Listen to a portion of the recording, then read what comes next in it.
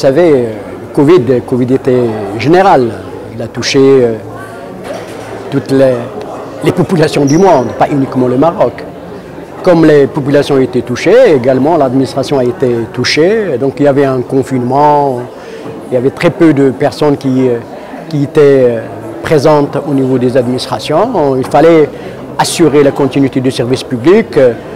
Heureusement qu'on a eu le digital qui nous a accompagnés pour assurer cette continuité du service. Donc il y avait même une accélération du digital lors du Covid. Actuellement, un exemple très simple, plus de 95% des réunions sont tenues à distance. Donc on a su utiliser les systèmes qui existent et tout le monde a été concerné, toute l'administration publique marocaine, pas uniquement un département ou deux.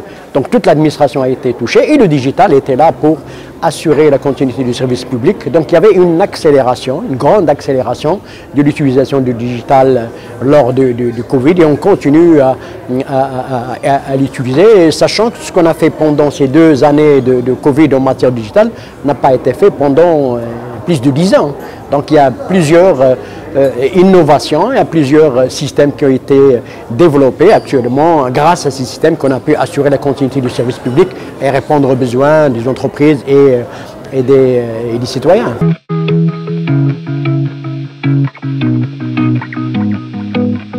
Vous savez, la réforme de l'administration, oui, passe par le digital. On n'a pas d'autre choix. C'est le défi à relever, c'est comment réduire les délais des prestations demandées par les citoyens, comment réduire le coût de l'opération, comment réagir, être réactif rapidement aux demandes des citoyens et par conséquent le digital reste le moyen le plus conseillé et le principal moyen pour améliorer notre qualité de service vis-à-vis des citoyens. L'administration est là pour servir les citoyens.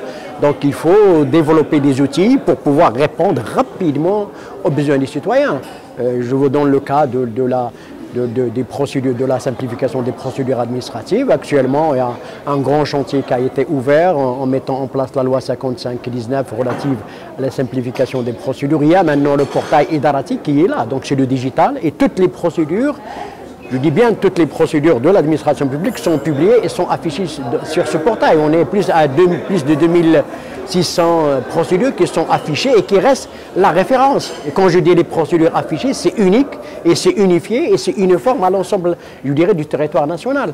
Donc le recours au digital facilite également ce contact humain. Quand je dis contact, c'est aussi des principes d'éthique qui sont là, qui sont respectés, des principes de transparence qui sont là, qui sont respectés. Donc le digital reste le principal, instrument de la réforme de l'administration. Il faut qu'on se détache de l'administration classique, il faut qu'on passe à une administration digitalisée, à une administration qui répond dans le temps et dans les délais aux demandes, que ce soit de l'entreprise, que ce soit du citoyen.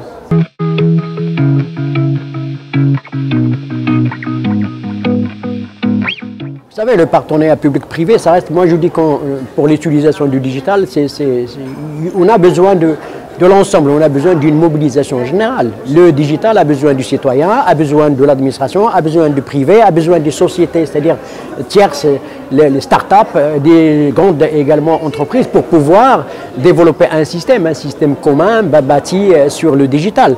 Mais le partenariat est là, il est renforcé entre la CGM et entre le gouvernement. Il y a plusieurs actions qui sont lancées. On est tous dans le même bateau, on n'a pas d'autre choix que de relever le défi du digital.